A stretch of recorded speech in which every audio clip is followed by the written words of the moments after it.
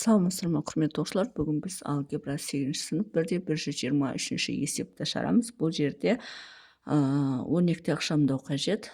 Ол үшін түбірдің астына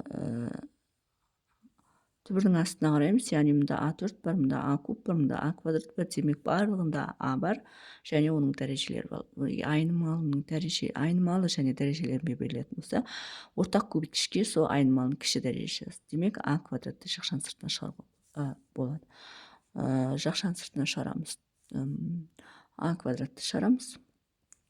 А-ның 4 дәрежесін А квадратқа бөлетін болсақ, А квадрат қалады. А кубты Аға бөлсек, А қалады, минус 6А болады.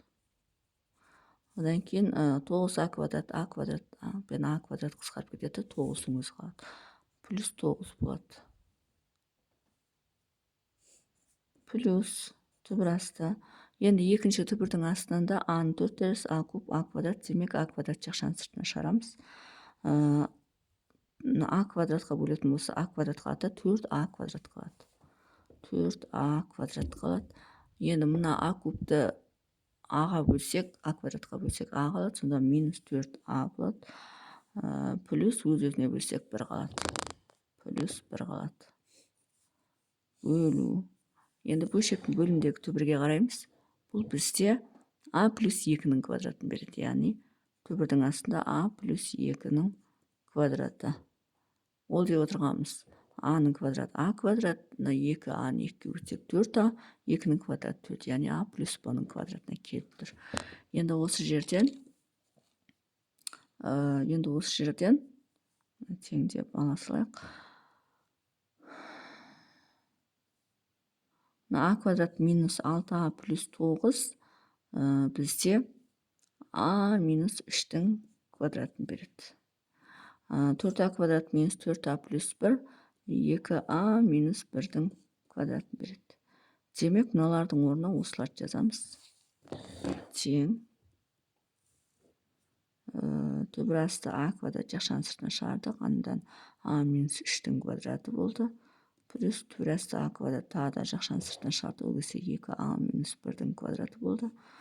Бөлу түбір асты А плюс 2-ның квадраты. Тең. Енді мұнда А квадраттан түбірдің астынан А шығады. Көбейту мынаның квадратынан өз шығады, А минус 3. Мына жерден де А квадрат түбірдің астынан А шығады. Мына жерде 2А минус 1-дің квадратынан өз шығады, яғни 2А минус 1-дің өз шығады. Бөлу бөлшектің бөлімінде, яғни мына квадрат кетіп, А плюс 2-ның өзі қалады. Тең. Енді бізде осылай болды. Енді мына екеуін көбейтеміз. А квадрат болады. Мына екеуін көбейтеміз. Минус 3А болады. Мына екеуін көбейтеміз. Плюс 2А квадрат болады. Мына екеуін көбейтеміз. Минус А болады. Бөлу А плюс 2. Тең. Енді осы жерден А квадрат пен 2А квадрат 3А квадратты береді. Минус 3А мен минус А минус 4А-ны береді. Бөлінген А плюс 2 тең. Енді осы жерден жауапты жаза салайық. Тең. Енді екеуінен А-ны жақшаның сыртына шығарып жібереміз. Сонда 3А минус 4 болады.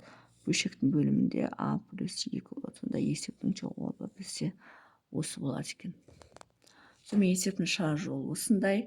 Егер есептің шығару жолы түсінікті болса, лайк басып, комментарий жазып, каналыма тіркеліп кетсеңіздер болады.